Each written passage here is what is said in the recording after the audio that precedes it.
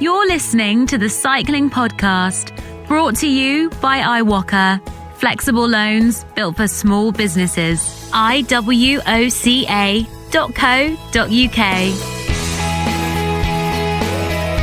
Hello, my name's Richard Moore. I'm with Lionel Birnie. Hello, Richard. And in a very exotic looking location, Daniel Friebe. It's not exotic. You make it sound like I'm surrounded by palm trees and bongo drums. It's not. Well, I mean, it's exactly what you're surrounded by, Daniel. No, mountains, sunshine, vineyards, dramatic skies. Yep. You're wearing sunglasses. Secret location, is it? Secret location in Switzerland. Secret neutral location in Switzerland. Oh, how appropriate. Well, you were on the Dauphiné. You are once again television's Daniel Friebe, and you have just spent a week on the Critérium du Dauphiné, which we're going to talk about a lot in this episode. I mean, the racing was hugely entertaining, lots of intrigue, lots happened, but we're curious to know about how it all worked as well in the current climate with all the restrictions in place. And Lionel, are you preparing to come out next week to the Tour de France? Any concerns given the new restrictions in place? The new quarantine? Napalm's always got concerns. Well, yeah, it was a silly question, a redundant question there. I'm relatively relaxed about it. I mean, you know, look how cool, calm, and collected I look. Furrowed brow. What's that vein throbbing on your temple? Charlie Brownish furrowed brow here. No, I'm timing the booking of my coronavirus test so that I'm given a green light for the Tour de France, and then I'll be joining you in France, Richard, and we'll be making our way to Nice on the road, won't we? Masked up, wending our way down a road trip to kick things off. It's going to be amazing, isn't it? We'll probably record some kind of road trip episode on the way down, won't we? We've got the route plan, chaps. Going east. You're going through sort of Champagne and Rhone Valley. Is that what you thinking? I should think so. Yeah, I think we'll it'll be similar in a way to the big trip we took a couple of years ago, Lionel, after the stage that finished on the cobbles in Roubaix, and we headed down to Annecy on that occasion, but going a bit further this time, all the way to Nice, of course. Hopefully a smoother journey than that one. That was awful, that journey, I remember. We got stuck in loads of traffic jams, didn't we? Oh yeah, it was awful. Generally, Daniel, what was France like? Did it feel quite quiet, or was it sort of business as usual? It felt quite Francey, Napalm. Pretty much business as usual. A lot of masks being worn. I don't, obviously was there for about a week, so I don't know whether dramatically in the last week the proportion of people in the UK wearing masks has spiked suddenly, but in France pretty much everyone is wearing masks at all times now. They're not obligatory everywhere, as the buff can attest, but it's sort of moving in that direction. Yeah, I had an awkward situation last week when I went out on my bike to do a big long training ride for my big ride at the weekend there, and I set off. It was a roasting hot day, mid-30s. Set off with 2 bottles and some money to buy water en route, and I realised after about an hour that I had not brought a face mask with me, and that I wouldn't be able to go into a shop. You just couldn't do it here at all. So I had to cut my ride short because I didn't, it just wasn't an option. It's definitely completely accepted here that you wear a face mask. So we'll be taking supplies of face masks with us, I guess. As an excuse for cutting a ride short, that is one I've not heard before, but it's an absolute belter. Trying to avoid dehydration? That seems like a reasonable excuse to me. Anyway, we're going to hear in this episode from Pavel Sivakov, the Russian rider on Team Ineos who had an eventful Dauphiné. We'll hear a little interview with him, but there is a lot to talk about racing and more crashes, unfortunately, some bad crashes as well. That's been one of the big talking points of the week. Do you have a news roundup for us, please, Lionel? I do indeed, Rich. We'll start with the second monument of the season, Il Lombardia, and a second monument victory for Astana's Jakob Fuglsang, who won Liège-Bastogne-Liège last year, of course. What an impressive six-man break there was. 3 Trek Segafredo riders in it, and they managed to finish 4th, 5th and 6th. Quite a feat that was. They were outwitted really by 2 Astana riders and 1 from Jumbo-Visma. It was a showdown between Fuglsang and George Bennett of Jumbo-Visma, who had won the Gran Piemonte in impressive style in the middle of last week, and he was looking to do so again with a number of attacks on the final climb. But when Fuglsang turned on the gas, Bennett didn't really have an answer, and Fuglsang soloed on to the finish to win the race. As you say, it was marred by a couple of incidents, Richard. The first was a serious crash on the descent of the Muro di Sormano for Remco Evenepoel, who, well, it's difficult to tell exactly what happened, but he came to a sudden halt and went over the handlebars and over the side wall. Well, he was off the back of that break that you know, he was just off the back of that, and I think obviously chasing to get back on.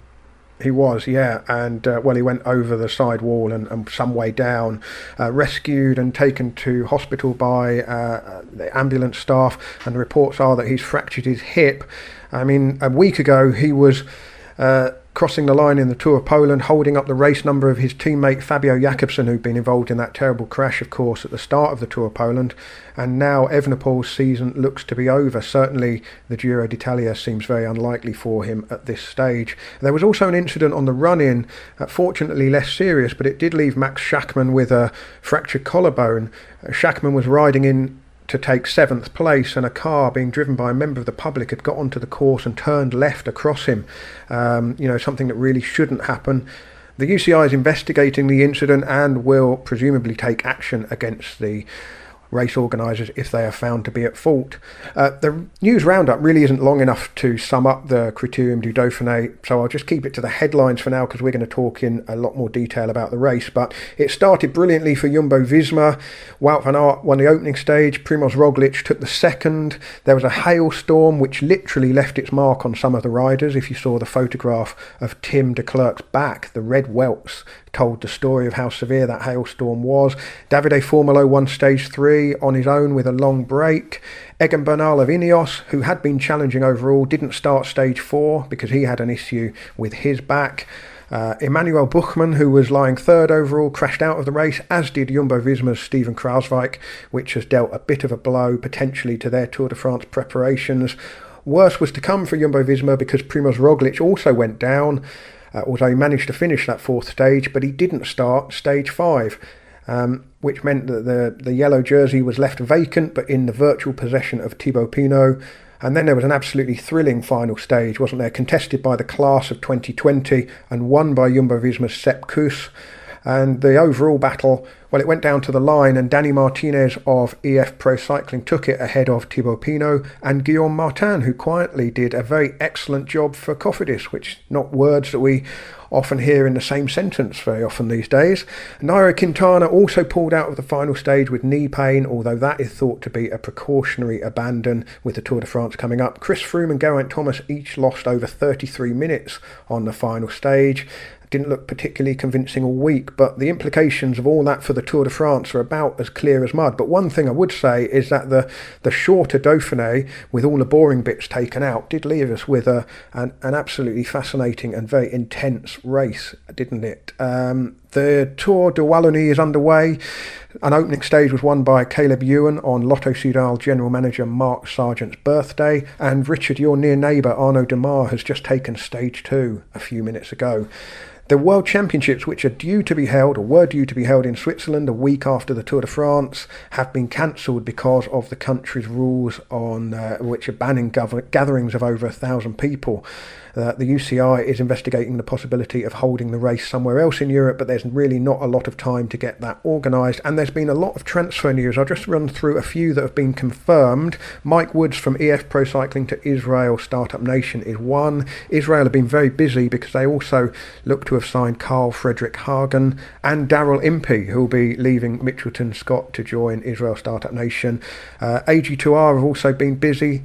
They've signed Greg Van Avermaet, and Lilian Kalmajan has been confirmed, and it looks like Pierre Latour is going from AG2R to Total Direct Energy. Any other rumours? I think Jack Haig to Bahrain, Adam Yates to Ineos looks like it's, although not confirmed, looks like it's very much happening. Anything else you've heard? Those are the main ones, Napalm. There are a few sort of teams which are very deliberately not announcing new signings just at the moment. With so much racing going on, they obviously don't want to distract their riders from that. One thing we mentioned a few weeks ago. We were talking about AG2R and the fact that they don't have a GC rider, and we sort of threw a few names around of GC riders who might be on the market. We mentioned Pavel Sivakov, and who was a real star in the Dauphiné. I believe that he has already renewed with Ineos, and that was done quite a while ago, but it hasn't been announced yet. I mean, that's like Lionel Messi joining Watford, surely, at the moment. You're listening to the Cycling Podcast, brought to you by iWalker. Flexible loans built for small businesses. Join 50,000 customers taking on life's twists and turns and scaling new heights with iWalker. If you run a business, find out more at iwalker.co.uk. iwoca.co.uk. Thank you very much to our title sponsor, iWalker. Grateful to them for their support. Lionel, I'll get back to you in a moment on your Lionel Messi analogy, because he's quite old, and Pavel Sivakov, Pav as he seems to be known to Daniel, he's very young. Siv, not Pav. Oh, sorry, I meant to say Siv. Yeah, Siv. There's only one Pav. Pav, yeah, Pav sounds a bit like Pog, Rog, Pav. Pog, Rog, Siv. Like it. These nicknames are all as bad as my footballing analogy there. You're right. I literally can't think of a young world-class footballer. Mine's gone blank, sorry. Well, there are lots of young world-class cyclists, luckily, and we'll talk about a few of them. Erling Haaland. There we go. I hadn't finished my iWalker, thank you. Thank you to iWalker. If you run a small business and you're interested to find out how iWalker can support you, go to iwalker.co.uk and check out their reviews as well on Trustpilot. They've got very good reviews. And we've been talking to iWalker recently about the good cause that we'll be supporting at the Tour de France through the sale of Stacey Snyder's mugs and cups. And we did ask you as well a while ago for suggestions. We were particularly interested in good causes that promoted diversity in cycling. So we've had a few nominations.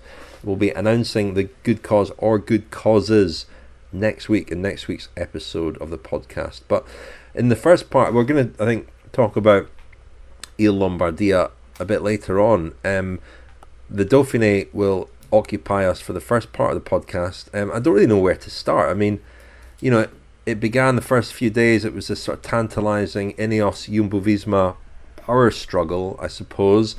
But it ended up, you know that Ineos were, I guess, the losers in that, but were Jumbo-Visma the winners, because they come out the week licking their wounds as well, their actual wounds, whereas Ineos's wounds are more perhaps psychological wounds, I don't know. But what a crazy few days, and in terms of setting things up for the Tour, I don't really know where we stand. No, it's a good point, Rich. Who were the winners? Certainly it felt as though it was a trouncing in terms of performance dished out by Jumbo-Visma to Ineos. And, the Dauphiné is usually a bit further away from the Tour de France, usually 3 weeks, or there have been times when it's been 4 weeks. But we always look to the Dauphiné for pointers as to what's going to happen in the Tour. And so close to this Tour de France, only 2 weeks, you were left thinking, is that enough time for Ineos to turn it around? Because there's no doubt they do need to turn it around. And I suppose we heard murmurs throughout the week, particularly from Ineos riders, about all the very hard block of racing and training that they've done over the last month, and the suggestion that there was this sort of staleness, which it's a well-known sort of physiological phenomenon that after a long and hard block of training, it can take a while for the benefits to be there. I don't know enough about physiology to be confident that Chris Froome and Geraint Thomas in particular will suddenly bounce back in 2 weeks. If there is such a phenomenon, then I don't know exactly the mechanisms of that. Do you, chaps?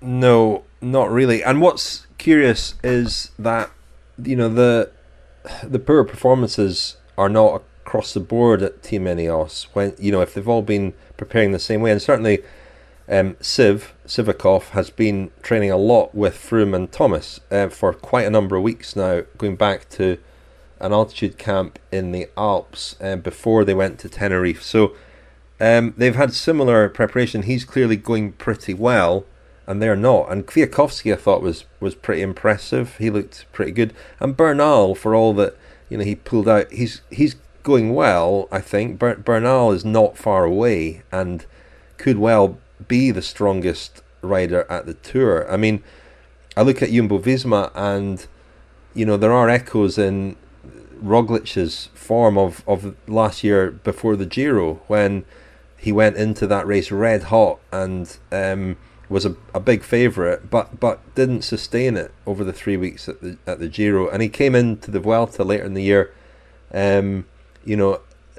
far less raced, more rested perhaps, and kind of rode into that race more. Whereas as things stand, for all that he pulled out as a precaution, we think, after crashing, he is in incredible form. And you can imagine a similar scenario at the Tour where the question will become, can he sustain this over 3 weeks? Was there any indication, Daniel, from being on the ground at the Dauphiné that Bernal was struggling for the a couple of days before he decided not to start stage 4? No, I don't think he was really, Napalm. I mean, it was well documented. A lot of people saw him out on the course, actually riding, training. I don't know how many hours he did, but the day when he pulled out, he did ride his bike and looked fine. I think he was actually riding on the route that all of the team buses were taking to the finish. So he wasn't going to any great lengths to hide the fact that he was still on his bike. So I don't think there's too many issues there.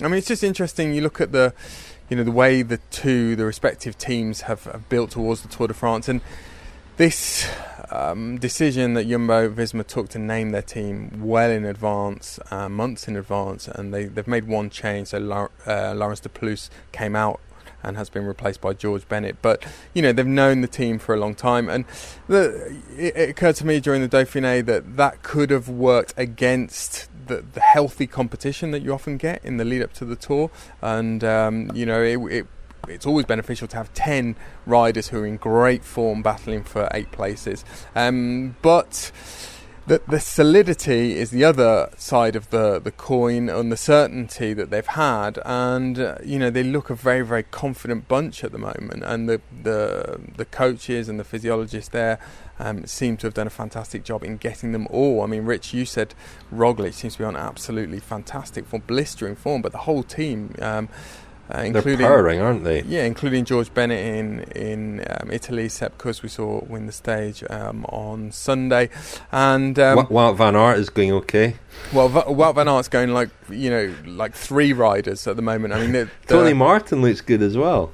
Yeah, I mean the one thing which will be interesting to see, obviously Kruijswijk dislocated his shoulder on Saturday, and you would think that would jeopardise his presence in the Tour. I think the prognosis for dislocated shoulders can vary hugely, and it's not beyond the realms of possibility that he could start. But if he doesn't, one thing that I think we talked about last week was that Jumbo-Visma have got a lot of specialists in their team. They've got climbers or rouleurs, really. I mean, Wout van Aert, again, was fantastic on every train. One thing they might decide to do if Kruijswijk is not available for the Tour is they might decide that indeed they do have too many climbers, and the climbers that they do have are going so well that actually they can rebalance the team slightly with maybe an experienced rouleur. That was something that the Dutch journalist present at the Dauphiné suggested may happen, someone like a Jos van Emden. Otherwise, I think maybe Antoine Tolhoek could come in as more of a like-for-like replacement for Kruijswijk. The other thing that was interesting was that they all talked all of their riders at the Dauphiné talked about the danger of being too greedy and almost being overexcited at times. There were a couple of, well, there was the day when Formula One in particular, when they chased quite hard behind, trying to pick up yet another stage win, and they burned off Kruijswijk and Dumoulin, who were, I think, pretty frustrated with that afterwards, and said as much to the press. And there was a bit of sort of cannibalism in the old sense that people used to associate with Eddie Merckx, that they wanted to win absolutely everything and they didn't need to do that. Can I just say briefly on dislocated shoulders? Cameron Meyer dislocates his shoulder quite regularly and just puts it back in by the side of the road. He's done it in races and carried on. But I think it depends on whether that's something you've done before. I think it depends on whether you make it sound like it's a favourite pastime. No, but it sounds like one of the most painful things he can do. But yeah, he's prone, or was prone to it. Before Roglic pulled out of the race, wasn't there a slight concern, Rich? We talked about it a couple of days into the race, that maybe the same mistakes were being made as were made before the Giro last year, where he came into the race so strong, having just won the Tour of Romandy, and then faded at the crucial moment in the final. Well, it wasn't even the final week, was it? It was the penultimate weekend, so basically 2 weeks into the race, and things were sort of unravelling for him a little bit. I mean, there is no sense in winning all the pre-season friendlies and then not being where you need to be when the real stuff starts. And I think you just think back to the Tour de France last year and how we almost all ruled out Ineos, didn't we? And then Bernal was just there, kind of waiting, and the move that won the race happened on the third day from the end. And I just wonder whether Jumbo-Visma are aware of being a bit too hot now. It's still 2 weeks till the start, 4 or 5 weeks until the Tour de France will be decided. So yeah, it was an interesting to hear you talking about them wanting to really sort of turn the screw and dominate. I mean, if it turned out slightly differently, you could imagine them winning all 5 stages with perhaps 2 or 3 different riders. I mean, well, they won 3 stages with 3 different riders, so it was enough, really. So it's going to be interesting, and I wonder. I mean, Roglic not finishing the race, I mean, didn't need to. I'm assuming that his injuries aren't serious enough to put his Tour de France in any jeopardy whatsoever. But that was a precautionary thing, rather than just going on and clinching the overall in the Dauphiné. In the grand scheme of things, doesn't really matter to them, I guess. And the other thing that we expected the week to do was maybe solve the Chris Froome problem, or at least kind of elucidate what Ineos were likely to do in terms of selecting him, not selecting him. He was on a sort of upward trajectory after Route Occitanie and then the Tour de l'Ain. He looked pretty good in the Tour de l'Ain. And we didn't get to speak to Chris Froome very much at the Dauphiné. I think he doesn't really want to partake in any of the speculation that's going on at the moment about whether he will or he won't ride the Tour, whether he'll be some kind of leader at the Tour. So we only spoke to him, I think, on one occasion, and there was another day when he sort of found himself leaning against a barrier, and we were very close by and we could ask him 1 or 2 questions. But my impression was that the last 2 days were really disappointing, both for Geraint Thomas and Chris Froome. I think Froome would have liked to have been the break on the last day, and I think as soon as the leaders started attacking each other early in the stage, then all hopes that riders further down general classification had of getting in the break sort of went up in smoke. And Froome ended the week a pretty sort of forlorn figure, well down the general classification. It's hard. Yeah, I mean, he almost looked better at Occitanie a couple of weeks ago. I mean, albeit in a much weaker field, but it's hard to imagine really him in particular. But Geraint Thomas too there weren't many signs from either of them that they were going to be a force at the Tour de France. No, there weren't, Rich. I believe that Ineos expect to at least, if not publicly name their Tour team, then at least come up with their 8 names internally today. So today's Monday or Tuesday, so early this week anyway. And at this point, I really don't know. Again, it will come down to what the physiologists and what people like Tim Kerris and the coaches know about the work that likes of Froome, and we expect Thomas to be selected. But Tim Kerrison will know what work Froome has done, and he'll know how he expects him to react to that work, and whether there's a lag of a week or two, and suddenly in 10 days' time he feels great and fresh. I don't know. I mean, there's such a thing as the bluff to con and kid the opposition, but I mean this is almost a quadruple bluff, isn't it? It's who are they bluffing themselves as much as the opposition? I mean, it's impossible to say, isn't it? But as you say, Daniel, the team selection will tell us exactly what the team management think, and my bet now, if I had to. I mean, I don't like this sort of speculation, but I'm starting to think Chris Froome won't be on the start line in Nice, which I think is might be a bit of a shame. But at the end of it all, as you know, the Trek Segafredo illustrated in Il Lombardia, it doesn't matter if you've got the numbers or the strongest team if you've not got the strongest rider. And Bernal could still be the strongest rider at the Tour. It's very, very, very feasible. Chute à l'arrière du peloton, cycling podcast team car at the back of the pack, please. That's the voice of Seb Piquet, the voice of Radio Tour at the Tour de France, of course, interrupting this week's episode to remind me to tell you that it's supported by Laka. Laka's collective cover is made especially for cyclists for life on and off your bike. Laka has flipped outdated traditional insurance on its head with no more fixed upfront premiums. Instead, your monthly contributions are based on the collective's claims that month. Your maximum monthly price is capped, but the savings are all yours. Plus, 80% of your money goes straight back into the collective, fixing, replacing and helping. The other 20% keeps Laka's wheels spinning. It's as simple as that. And when things go bad, Laka's got your back. Claims are handled by experts and usually agreed within a day, with no depreciation or excess. They've ditched annual contracts locking you in. With Laka, if you want to leave, you can anytime. If you head over to www.laka.co, new customers can get £10 credit by signing up today with the discount code podcast. That's laka.co, laka.co. And for the rest of 2020, you can join the Laka Club for just £1. Get third-party liability cover plus stacks of cycling discounts from Komoot, Sports Pursuit and many more. You needn't be a Laka bike policyholder to join the Laka Club either. Anyone can join, from weekend club riders to the everyday commuter. It's not a nice thing to think about, but third-party insurance could really save your bacon.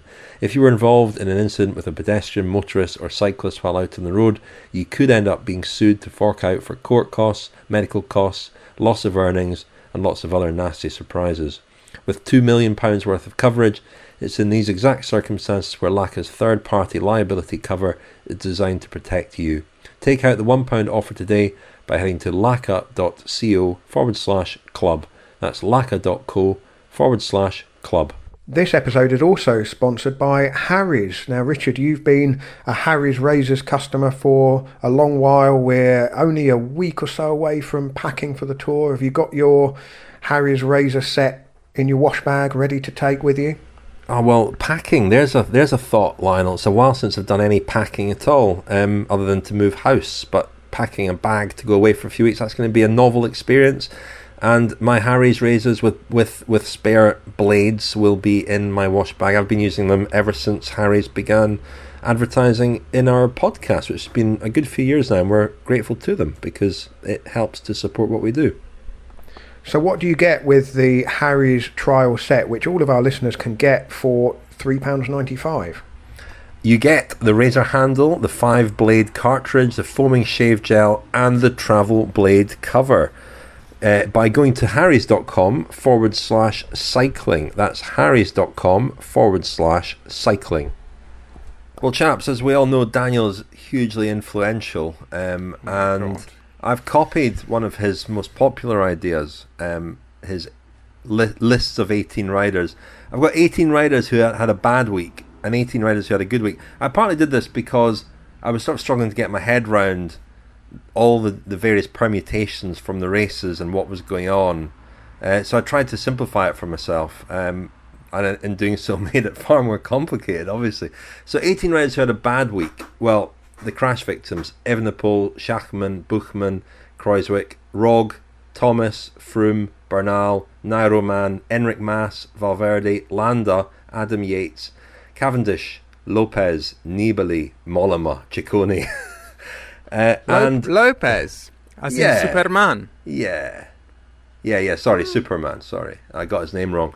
And 18 riders who had a good week: Fulsang, Bennett, Van Aert, Sivakov, Kuss, Dumoulin, Pinot, Martinez, Kamna, Guillaume Martin, Formulo, Ewan, Vlasov, Kwiatkowski, Bardet, Barguil, Carapaz, and Theo Gegenhardt, who didn't race. But yeah, I mean, one name that popped out for me there in riders who had a good week: Tom Dumoulin. He is coming from not a similar point to Chris Froome, but he did miss a similar amount of racing through injury and then illness, and he wasn't setting the heather on fire, perhaps, but he rode solidly, I thought, and strongly, and did enough to suggest that he probably has a margin for improvement as well, and that he could be quite a force at the Tour. Yeah, he looked very good on that. Final climb on Sunday, didn't he? Daniel, did you talk to him over the week? Yes, quite a lot. He was in good, sort of expansive, illuminating form as usual. Yesterday, he said that it felt really this week like the first time he was back in the mix as a GC rider, and that his career had finally sort of picked up where it came to an abrupt halt a couple of years ago with that crash in the Giro, wasn't it, really, when he injured his knee and then had assorted problems after that. So yeah, I think he's very much on the up, 2 weeks away from the Tour. And I think his concern for part of this week was that they needed, and they will need at the Tour, to keep him close to wherever Roglic is leading general classification, or well up the general classification. Then, in order for the 2-man or 3-man, hopefully, if Kruijswijk is there, attack to be effective, they need to, they can't be blowing up and sitting up, having done the last pull for Roglic on climbs. And Pinot was in my good week list, but we read today, has a back problem too, and won't be riding the French Nationals. But overall, I think he had a good week. I wonder if he'd have won that race had he not been in the virtual yellow jersey, because even though he wasn't wearing the actual yellow jersey, the pressure of that seemed to count against him and made him the target. And Martinez almost slipped up the road unnoticed in a way, whereas all eyes were on Pinot, and you could just sense Pinot getting frustrated and angry, and he was isolated, which was disappointing. I'm sure Reichenbach was his last teammate. They didn't have all their big guns there, Groupama, FDJ, but yeah, Pinot, I watched that and thought, if Pinot's going to win the Tour, he'll have to take the yellow jersey at La Planche des Belles Filles, I think. That's exactly what a lot of people are saying, Rich. I had this conversation with a number of people over the weekend, and the way he reacted yesterday, it was a bit emotional. You could see it on TV, and even after the stage, he admitted that he became completely demoralised at a certain point when Dani Martinez and Superman and Sepp Kuss attacked. And as you say, he was missing Rudy Mollard, he was missing David Gaudu, who were two sort of key mountain domestiques. But you do wonder whether, if he is put in a position of leading the race, or he's the man in possession, whether he will be able to sort of defend it and the team will be able to defend it with the necessary sort of sang-froid, because they've never really done it before. They haven't had the experience, and Pinot, it doesn't come naturally to Pinot. And that was one thing that was discussed yesterday, the fact that it was a valuable experience because they haven't been in that position very often to have a sort of target on their back, and they didn't really, they failed really in very difficult circumstances. Attacks from almost kilometre zero. He had sort of team leaders flying left, right, and he had to follow all of those attacks. But yeah, a little bit worrying, I would say. The one doubt you don't have with Pinot is that he's physically strong enough and able enough on his best days. Yeah, Richard, you used the word frustrated. He did look frustrated, but it was such an erratic effort by him, wasn't it? I mean, especially once he was on his own and had no teammates to look around. I mean, he was kind of quick, slow, wasn't he? You know, trying to chisel time out and maybe crack the morale of the riders ahead. But I don't really know what he was doing. He would have been far better off riding in a much more boring way, just a hard pace on his own at the front. You know, rather than sort of going into the red and settling back, and that's an emotional. That's his brain letting him down a bit, rather than his legs letting him down. I would say this is why people love him. Absolutely, this is why people. That vulnerability. I mean, he was a moment where he went off the front on his own, and he kept looking behind. The race was up the road, and what was happening behind him was of no concern to him whatsoever. And then but he kept looking behind. And then Romain Bardet was up the road as well, almost trolling Pinot, and it was almost as if that was getting in his head as well. I mean, just I think, Daniel, you said sang-froid, exactly that. Just the sort of the cold-bloodedness of what do I need to do to chisel back these 29 seconds. I mean, it was so close at times. He could have, with a clearer effort and a much kind of calmer strategy, he could have done it, but. He should have done it, yeah. Yeah, but you know, like you say, maybe that is an important day when it comes to the Tour de France. You know, if a similar scenario presents itself, you know, to react to it slightly differently. But I mean, he was up against it. I mean, that was a heck of a, you know, as I called it, the class of 2020. I mean, there was a lot of power in that leading group, and very dynamic. Everyone with something to gain. You know, young riders looking for big wins. You know, in the case of Danny Martinez, the biggest win of his career. You know, Sepkus off the leash. I mean, there was a lot of legs up the road. To be fair to Pinot. But just on that effort, chaps, how many times have we maligned, but also had to sort of doff our cap to those riders who have produced those very steady, consistent efforts over the last few years? You know, you think of the Chris Froome ride to Bardonecchia, wasn't it? That won the Giro, and everything we've know and has been said about that ride since then suggests that the real cornerstone of it was the ability to maintain a consistent sort of wattage pace. And also consistent kind of mental attitude through the whole thing. I think of other similar rides. I think of Cadel Evans in the Tour de France in 2011 on the Galibier, where he just, you know, he was completely unfazed by what was going on up the road. And, you know, Pinot needs to develop that maybe to win more important races and to achieve his ultimate goal of winning the Tour, but not to win hearts, because he already does that. Well, no, he contributed fantastically to a spectacle. He didn't win the race, but it was you couldn't take your eyes off him when the camera cut back to the group that he was in. And like you say, Rich, I mean, when he was off up the road, I was thinking this is probably not the way to win the race here. You need to maybe have a word with somebody else in the group and see if anyone is prepared to try and bring it in, because like I say, the gap was half a minute really, and somebody in that group would have been tempted with the idea of a potential stage win. There were enough people in there to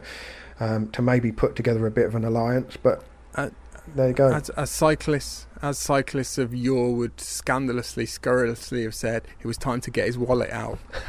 Get the checkbook out. Did Pavel Sivakov win it for Danny Martinez, is the question, because he was a powerful engine in that group. And Pog, to a certain extent. Siv and Pog. You can't go wrong with Siv and Pog. I was going to ask you about Pog. I mean, Pog, I was swithering with whether to put him in good week or bad week. I ended up with a so-so category, which had Pog and Mathieu van der Poel in it, and 150 other riders in it. I thought you were a bit unfair to Superman. I thought he had a good week, and he's in the bad week. And Kwiatkowski, you put in the good week. I thought he would be in this sort of so-so week.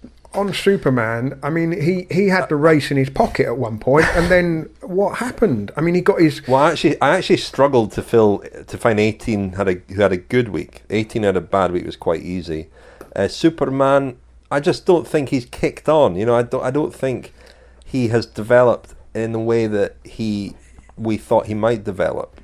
He hasn't, but I think he's quite consistent, and I think he's quite robust, and he tends to be, a bit like Nigel Mann. He tends to, ride well in the third week of Grand Tours, and I think Astana, well, obviously, ideally, they would like him to be winning Grand Tours, but he's always a good bet for fourth, fifth, sixth place, and I just think that he was a lot better than in his case. There's a clear improvement from the first races after lockdown, so I thought that was an encouraging sign. But what happened to him? I mean, at one point it looked like it was going to be between him and Martinez, two Colombians going head to head, and then you looked away and it was as if Lopez had got his cape caught in his spokes and was 2 minutes back. You can't just decide. You can't just decide to win the race, Nathan. It's not like is that not how it works?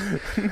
Well, one man who did do some quite good deciding to win the race was Danny Martinez. I mean, impressive, very impressive when the pressure was on. He took the reins, didn't he? When he could have just sat in the wheels. When he knew he had to gain seconds, he was on the front. He was pushing the pace. Thoroughly deserved to take that victory. And EF Pro Cycling.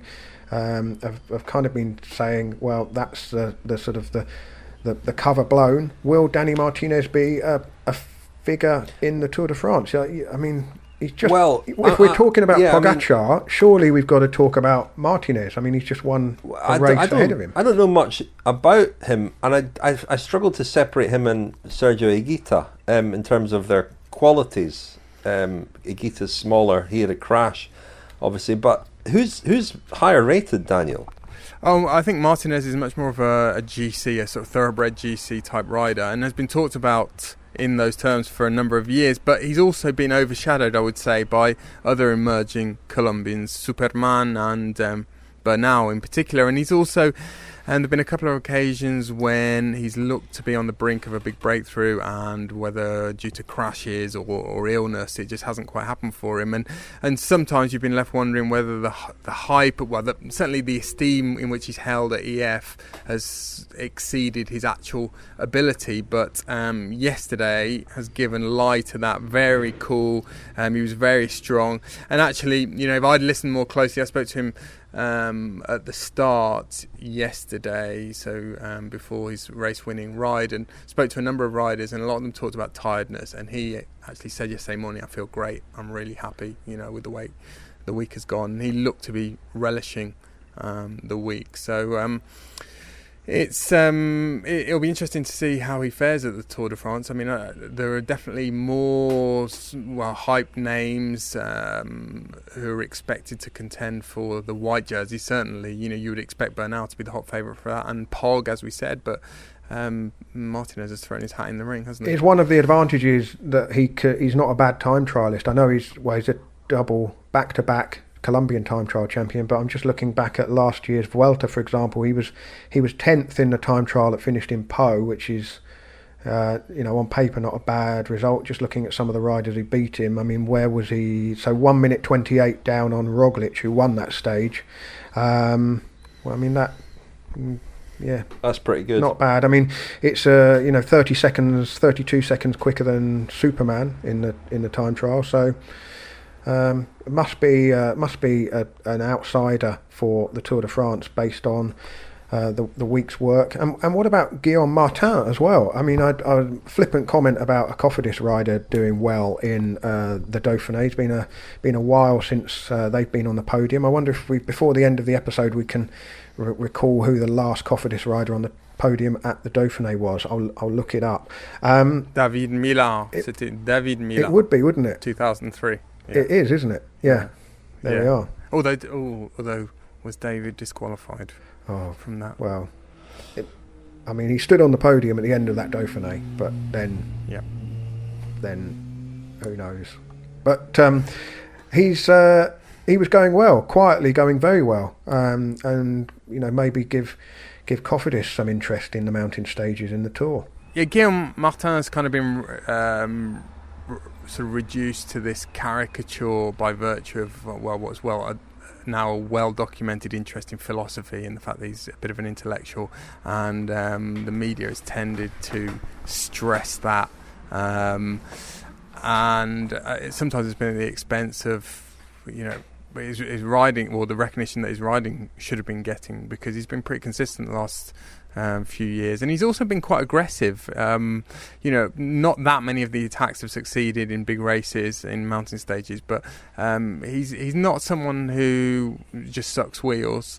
And I think Cedric Vasseur took over at Cofidis a couple of years ago now, and slowly, quietly, they're changing the image of that team, and it's looking like a much more serious, well managed outfit. He has in the past been more aggressive, and it was almost like he was riding the Dauphiné trying something different. He rode a more sort of conservative GC type of race, and it looked to me like he was slipping out of the podium spot when he was stuck with Pinot, and perhaps he and Pinot should have combined a bit more effectively there, because Pinot was pushing hard and then getting frustrated and giving up, and they were slowing down, and Martin was sort of didn't seem to be pulling his weight so much there. I don't know if we didn't see everything, of course. That was just my impression. I had the feeling he was hanging on. Another quite near neighbour of mine here. He's his family have a farm in Normandy, about 2 hours away from here. So maybe I'll go and try and get some of his Strava King of the Mountains. Just on that, Rich. In that neck of the woods. It's not a great look, though, is it, for a French rider on a French team to help another French rider on another French team win the Dauphiné? I mean, that might not go down too well with the boss. Although Pinot yesterday after the stage did remark that both Wawa, the whimsical flaneur Warren Barguil, and Julien Alaphilippe were both sort of encouraging him, and again it kind of, by emphasising how important that was and how great that was for him, it sort of makes you doubt Thibaut's Pinot's sort of mental robustness even more. That he needs. Sorry, it was Alaphilippe, wasn't it, who seemed to really make the difference. As you imagine Alaphilippe to do, he's a sort of he would be a great teammate for Pinot. Pinot needs a bit of what Alaphilippe has, that kind of swashbuckling confidence and can-do attitude. And it was when Alaphilippe came back to that group and really injected some pace into it that and handed the baton over to Pinot, that the gap began to close, and Pinot seemed to have a bit more belief in himself. He needs people like that around him, I think. The Cycling Podcast is supported by Science in Sport. Science in Sport. Fueled by science. Thank you very much to Science in Sport for their long-standing and continued support of the Cycling Podcast. Very grateful to them. And you can still get 25% off with the code SISCP25 at scienceandsport.com. I took a delivery last week of a big consignment of Science and Sport products, because I'm doing a lot of bike riding out here, and I had my big bike ride. You've not mentioned that before. I think I have mentioned it once. I'm fishing for questions, but I mean, I'm obviously going to carry on. How was your fishing. big bike ride, Richard? Oh, thank you, Lionel. It went well, thank you. Thoroughly enjoyed it, and didn't find the distance too hard. It was 100 miles to 160 kilometers. 166 kilometers to be precise. Really, really enjoyed it. I mean, no big hills, but just rolling roads, and surprised myself. Oh God! No, well, I did, because the last time I rode 100 miles, when I did a ride of about 145 kilometers about 5 weeks ago, the last 25 kilometers my legs were all kinds of shapes from cramp, and I was in real difficulty, and I expected that again, and it didn't happen. So it was good. It was fun. Enjoyed it. Have you been riding, Lionel? Yep. You're looking very... I have been riding a bit, Rich, and my Science and Sport arrived at the end of last week. I don't know, it must have got delayed in the post, so looking forward to taking some out with me when the rain here stops. I'm going to do a big bike ride tomorrow. Big old climb in the Jura. Yeah. Wow. Got access to a lovely BMC mountain bike here, and I'm going to hit some trails. Wow. Well, one of the riders who we've mentioned already, Pavel Sivakov, We're going to hear from him in a moment. We will talk about Lombardia after that. But Pavel Sivakov is the Russian rider who was born in Italy, raised in France. His parents were both successful bike riders. And he's a real emerging prospect. I spoke to him just before the Dauphiné. We've had him on the podcast before, but we're hopefully going to hear a lot more from him during the Tour de France. So I thought we'd introduce him properly to you. And he had an eventful race, didn't he, Daniel? It looked like he was a sort of number 2 behind Bernal, the last man for him in the mountains. And then, of course, he was in that breakaway with Julian Alaphilippe on the final day. He crashed heavily on the descent. His back wheel seemed to slip on a white line, it looked like. He just avoided going over the bars, but came down very heavily. His head clattered against the road, and he got up very quickly and back and caught Alaphilippe, and then sort of emerged in the group that came up from behind as one of the strongest riders in that group and kept attacking. It was a pretty remarkable performance. Yes, Rich.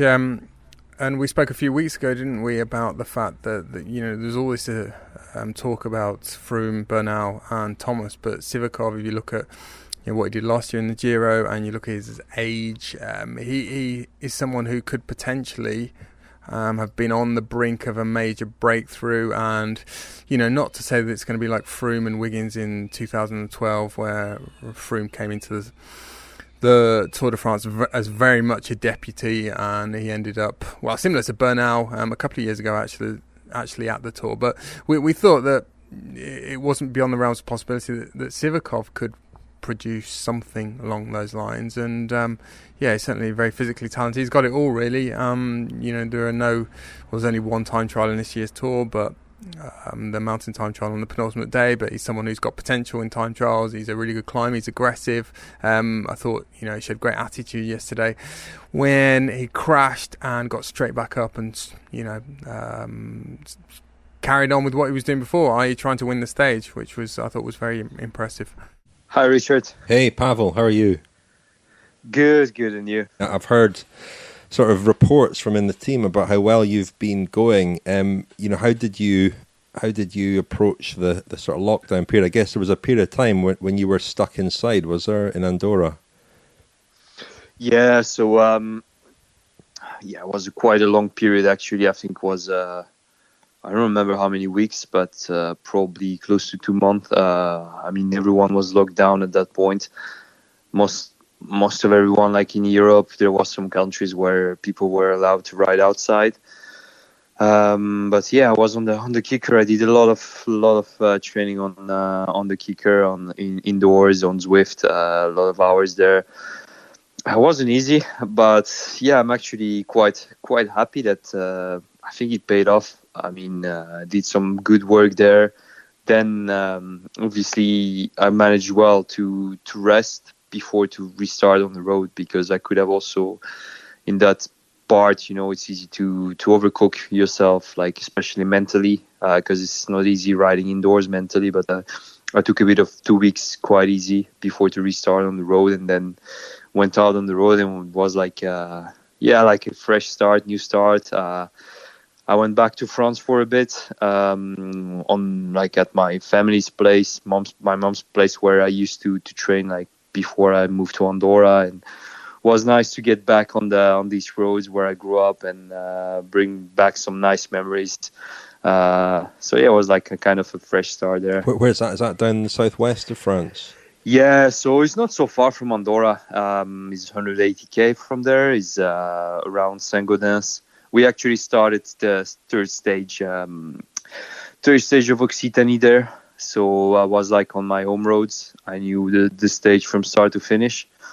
I was actually training on these roads for forever. So now was great. Was great as well. I was motivated on that stage. So now was good to be back racing as well. And when you went off, I guess when you start riding with other people again, you find out if what you've been doing has worked. Was that what it felt like when you went out to, I don't know, was it Tenerife, the first time you kind of rode a lot with other people? Yeah, exactly. Yeah, that's the thing. When you're on your own, you don't know. Okay, there is numbers that shows you something, which is good now. With all the data we have, we can know how well we are going. But you're still like in an unknown. Like even like later. Yeah, I went to Isola first, where we were 5 guys up in Isola. So it was me, G, Froome, Kiato, and Dylan. Before to go to Tenerife, we had a good training camp there. So it was the first one, and yeah, it was great to see that all the work that I did at home paid off. So yeah, obviously I trained pretty hard, and it paid off, and it's always good. And then even then, maybe you're going well at training, but then racing is another thing. So you're also in an unknown, because it's one thing going well at training, but that's not what you want. You want to be good on racing. Yeah, and how confident are you about being selected for the Tour? There's obviously a lot of speculation, but you're one of the names that's been suggested as being very likely to be in the team. What are your thoughts on it? Yeah, I mean, I showed in the Occitanie that I was ready to be in the Tour team. Of course, if everything goes well, I hope to be in. But you never know, until you're there at the start. I cannot say that I'll be selected. It's like, every day you have to confirm, to prove.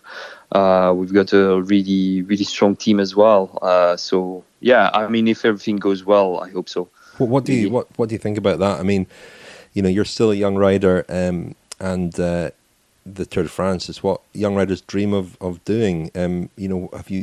Do you think about it in those terms, or going with a team like Team Ineos trying to win it? Is it just a job that you have to do? I mean, how much of it, how much does it sort of occupy your dreams still? Yeah, it's a bit the two things. Of course, it's a dream, but now when you're into it, is when you're in the action, you don't really realize. But then when you sit down and you think a bit about it, you're like, wow. Like a couple of years ago, I wouldn't even think about it, and now I'm here trying. Probably going to the Tour, and it's kind of a dream, the Tour de France. Especially, I grew up in France, and I've always seen that race every summer. Was always like, it's like a party. So yeah, it's amazing, of course, but then it's also kind of part of the job, and I love. Yeah, I wouldn't say exactly job, because it's something like your passion. Of course, it's a job, but also I love doing what I do, and it's kind of we're going there. We're going to try to win, and that competitive mindset is also there to be at the best, and really being really focused on all the details leading up to it: nutrition, training, recovery, everything, racing.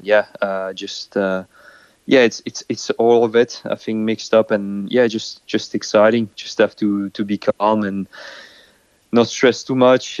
Just do what I need to do. I mean, now, just do what I need to do, and we'll see what happens. Do you remember the first time you saw the Tour? Because I'm guessing you would have seen it a few times down where you grew up. Yeah, so first time I saw the Tour, I don't remember, because I was a bit too young to remember, to be honest. Your dad last rode it in 2001, I think. Is that right? Yeah. I must have seen it already the first year he rode it. I think it was 98. If 98 is the year Pantani won, right? Yeah. Yeah, so I think it was 98. Probably we went to see him on the Tour there, but I was too young to remember. You'd have been a baby, I guess. Yeah, I was one. Yeah, so no, I don't remember going to the Tour at that age, at that early age when my dad was racing. But I've got good memories of a stage. I was already older when we went to see the teams at the start. It was in Le Grand Départ. I think that day Garderman won a stage. Don't remember. It was in the early 2000. 2007, I think. Probably, yeah. And I was already old enough to realize what was going on around. all the buses and everything, and it was just I was just amazed. I was like, wow, this is really nice. Like the guys, they get to change like all the support they get, all the buses, the cars, the bikes, and everything. I still have some photos somewhere. I think it was with Torushoff at the time. He was Norwegian champion with Dennis Menchoff as well. And that's I've got these memories in mind. And then obviously when I was already racing, I remember actually being, with the local club in Saint-Gaudens. We were at the start of a stage starting in Saint-Gaudens, finishing in Plateau de Bay. We were like standing there on the podium, and we did the final 5Ks of the race with the caravan. So yeah, I've got quite a lot of memories. It's really nice, It's like how I really realized how big is that race, not from the inside but from the outside. I think being inside is still another thing. You realize even more. But yeah, I've got a lot of memories with the Tour every summer. Watching the TV, always have something to look forward in the afternoon. What did you think of Jumbo-Visma? I mean, did you think, wow, they're going to be tough opponents at the Tour?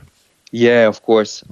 Yeah, I thought, wow, this is they're really going for it this year. A lot of Jumbo, but you don't need to. Yeah, it's good for the sport when you have like a lot more teams, going for it. It's just elevating everyone, and no, I think it's good to see. I mean, Tour is still not like tomorrow or the day after. You still have some time. And yeah, I think it keeps everyone motivated, and we will. I'm pretty confident we will be there, and we will fight for the win. That's for sure. We've got the team for it. Maybe that during that race we can say that they were probably stronger than us. That's for sure. But no, I'm pretty confident it will be a different story in the Tour. So that was Pavel Sivakov. As I said, hope to hear more from him during the Tour de France, assuming he's selected, which I think is a fairly safe assumption. Be one of the first names on the team sheet, I think. Oh yeah. Are you guys calling him Pav or Siv? Siv. Or are you going to go with his nickname from his teammates, as revealed on another podcast? Has it been revealed? It's been revealed, I think, on What's Occurring that the Ineos riders call him Putin, which I mean is pretty imaginative stuff, isn't it? It's quite funny, I guess. Wouldn't expect anything else from a sports team. We're not going to call him that. His nationality is one of the things that's quite interesting about him, isn't it? That the French have shown little interest so far, but they could get quite interested.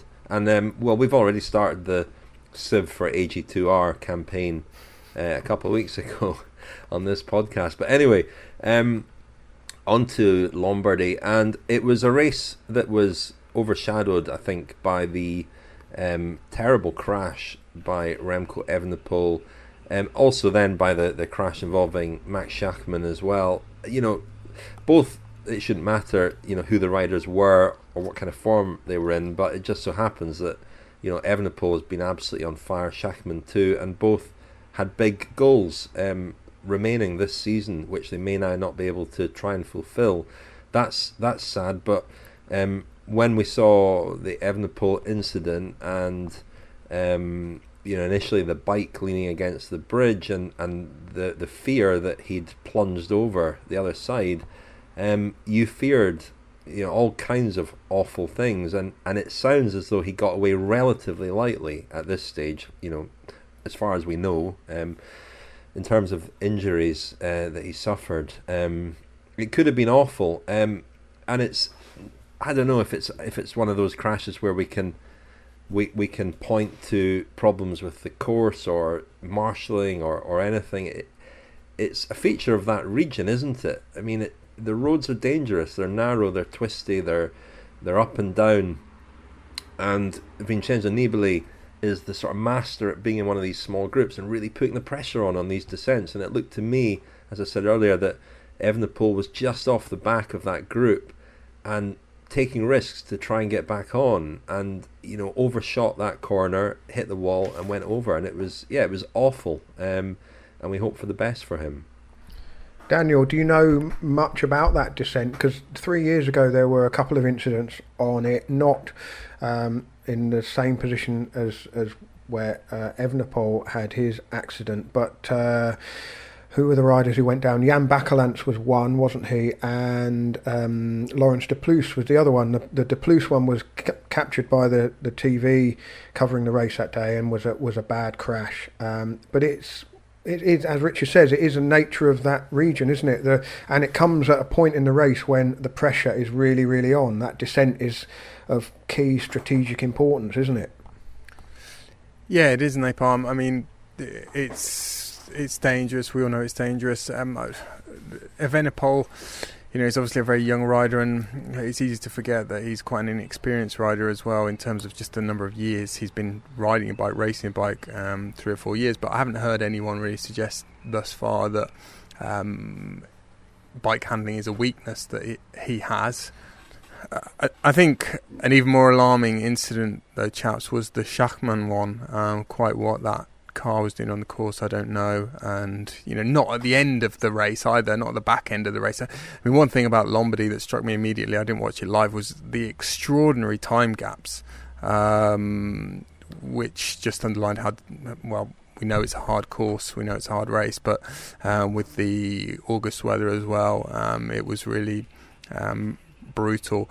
And I guess the peloton would have been strung out over half an hour, 40 minutes, 50 minutes. I don't know whether that's it's not any kind of mitigation, but whether marshals thought they had more time than they actually did to let someone drive across the course or exit their driveway. I don't know exactly what happened, but it was interesting at the weekend that Richard Plugger, the Jumbo-Visma team manager, is suggesting that some kind of private organisation is going to be formed, which will overarch the UCI and also race organisers themselves, and there'll have to be some kind of formal agreement whereby this organisation, whether it's manned by former riders or someone else, they want to take the issue of course safety and course approval out of the race organisers and the UCI's hands.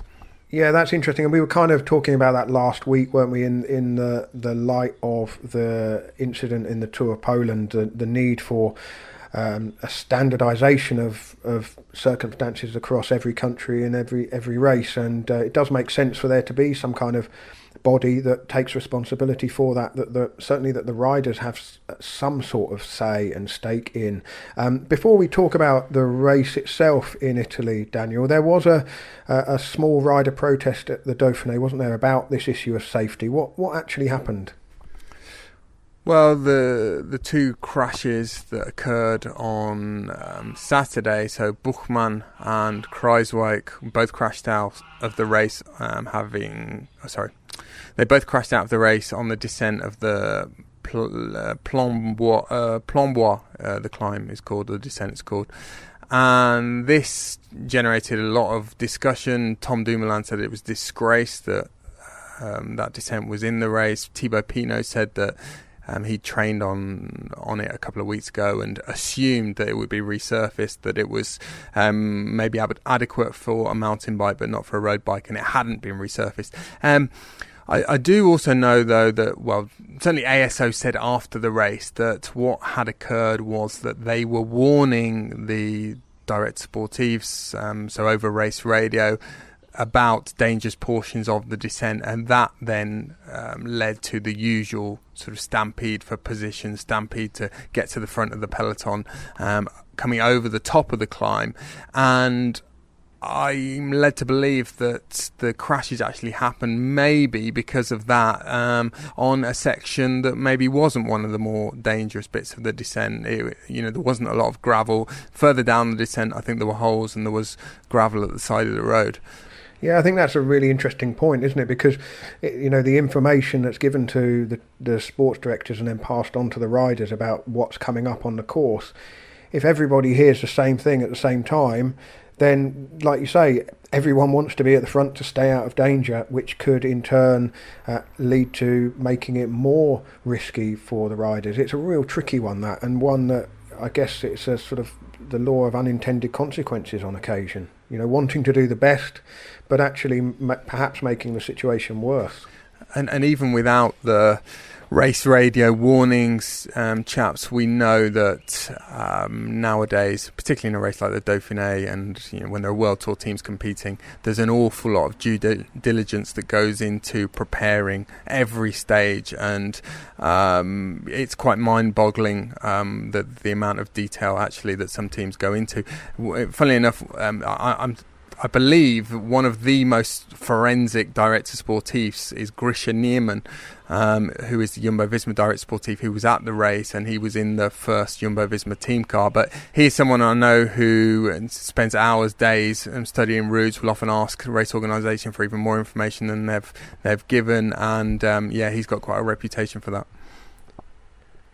Well, let's get back to Il Lombardia then. An impressive win by Jakob Fuglsang, who 2 weekends ago looked like he was romping to victory at Strade Bianca, at least for a short period of the race. He was off the front, looking pretty strong.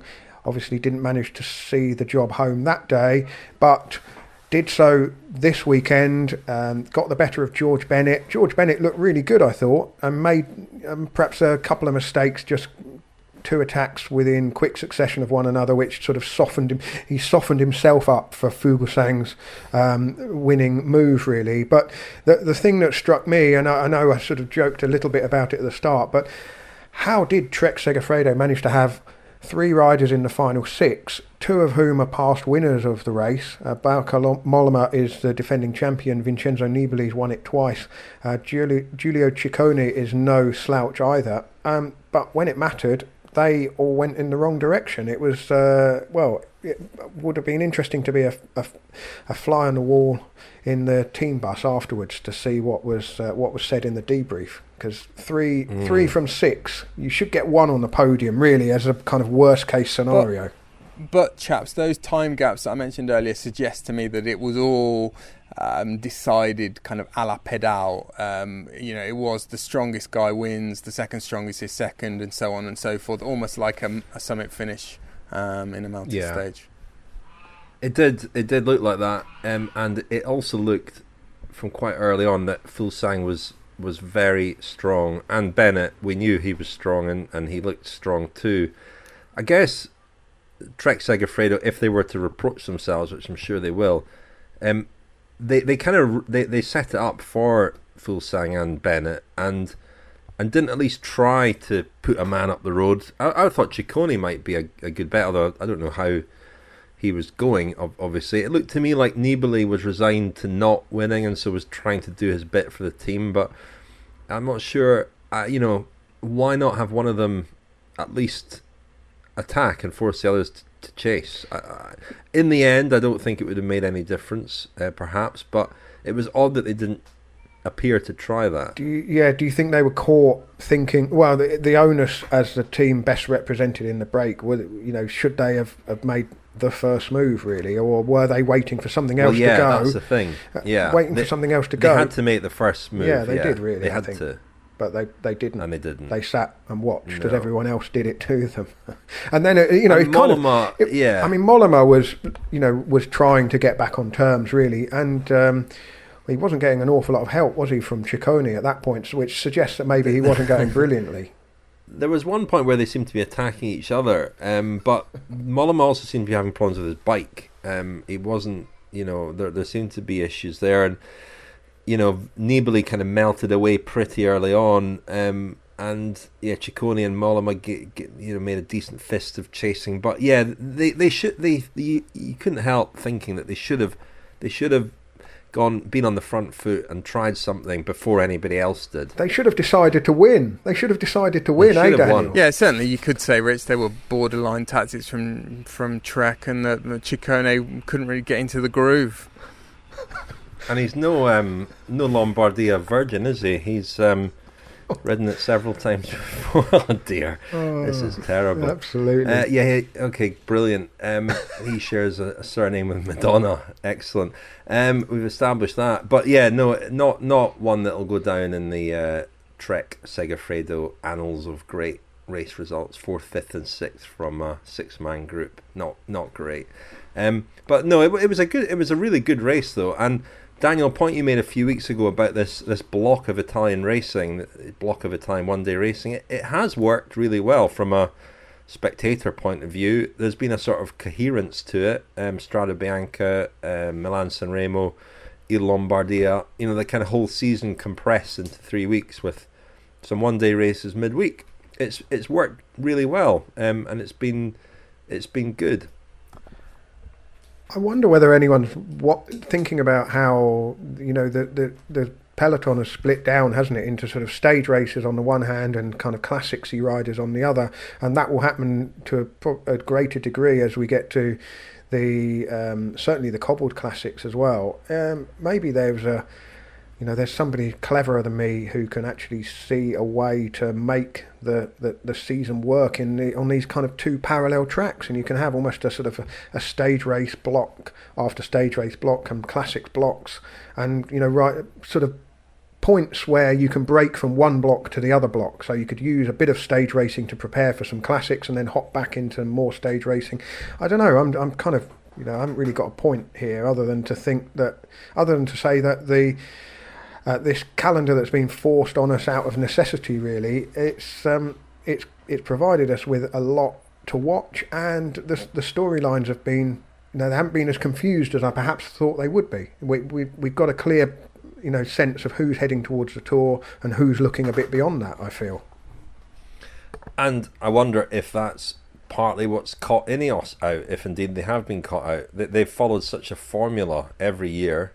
This has messed up with the formula, hasn't it? Everything, lockdown, the absence of races, the fact that these races don't allow as much time in between to train and regroup, and who knows, but they haven't been able to perhaps improvise as well as some other teams. I wonder whether it will mean that the Tour de France is less predictable, raced in a slightly less predictable way than it normally would be. I don't know. We'll have to wait and see. But certainly the Dauphiné had a real healthy sprinkling of anarchy, didn't it? It wasn't a controlled race, really. And certainly the last day did feel like a sort of a generation of riders all seizing their moment at more or less the same time. I mean, they've obviously got impressive results already behind them, some of them, but there was no standing on ceremony, was there? I'd love to see that kind of younger generation of riders doing the same thing at the Tour, but obviously somebody like Sepp Kuss, somebody like Pavel Sivakov, possibly not going to get the freedom at the Tour de France, or they're not going to get the freedom at the Tour de France that they've had in the past week, but maybe that will create opportunities for others.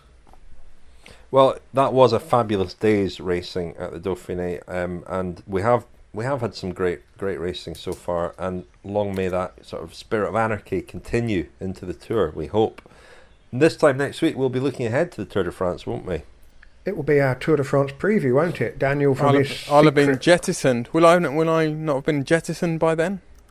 No. I think we replaced. can. Well, that's a very strong word, Daniel. Banished. I prefer banished. Eased aside. No, you resume your TV role, and we bring Francois Thomazeau in as a kind of luxury substitution. Kind of like having. Yeah, it's training kind of an upgrade. It's like having, I don't know, who's it like having on the bench, somebody really good. But no, that'll be good. In normal circumstances, we should be talking today about stage 3 of the Vuelta. Can you get your head around that? Wow. We should be in Holland. Is that right? Talking about the Vuelta. Yeah. God. But no, Daniel, amazing. you can take part in the Tour de France preview next week. Oh yes, surely. Very much, of course. Hopefully, you're going to make a 6-part episode for Explore about your mountain biking ride as well, Daniel. Or your journey to the start of the Critérium du Dauphiné. Hacking through forest Whichever at some is more point tomorrow entertaining. afternoon, having punctured twice and run out of food and realise I haven't got a mask and, thought it was now legitimate to use what shall henceforth be known as the Buffalo excuse. Anyway, listen, thank you very much, everybody who's become a friend of the Cycling Podcast. We're re-releasing Chasing Sky, which was a special episode for friends of the podcast about Team Jumbo-Visma, which I recorded about 18 months ago over the winter. having visited them at their training camp. It seemed relevant and appropriate to put it out again with a new intro. Lionel and I are recording a new introduction to that. That'll go out this week, I think. And hopefully explain some of where Jumbo-Visma have come from. So that will be on the new feed. If you sign up as a friend of the podcast, you'll be able to listen to that. Sign up at thecyclingpodcast.com. We really appreciate your support through that scheme, and hopefully you appreciate the special episodes that we put there. A reminder as well that our new jerseys are available. Are they available directly through our own website now, Lionel? Or they will be very soon? That's a good question. Well, you can go to thecyclingpodcast.com and click on shop, and currently that will take you to the Katusha website, but at some point you'll also be able to just buy directly from us, and we'll be posting them out as well. So there'll be multiple ways to get the jersey from the website. Indeed. Well, before we go this week, some thank yous to friends of the podcast. From me, a big thanks to Jason Humphreys, Alan Owens, Greg Reiniller, I hope I've said that right, Greg, Mark Drinnan, Gary McAleese, and Fred Grimm. And thank you to Richie Grant, David Clark, James Dapper, Alan Thompson, Matt Burns, Panu Pokula, I hope that's right, Simon Lund, and Ian Hembo. Simon Lund, our friend Simon Lund, who very kindly allowed us to stay in his house in the Alps 2 years running. Hello, 2 Simon. years. Hello, Simon. And thanks from me to John Pocock, Tom Balker, Patrick Mackay, Ian Forfer, Martin Taylor, and Stephen Banville. Thank you, Daniel. Thank you, chaps. Thank you, Lionel. Thanks, Rich.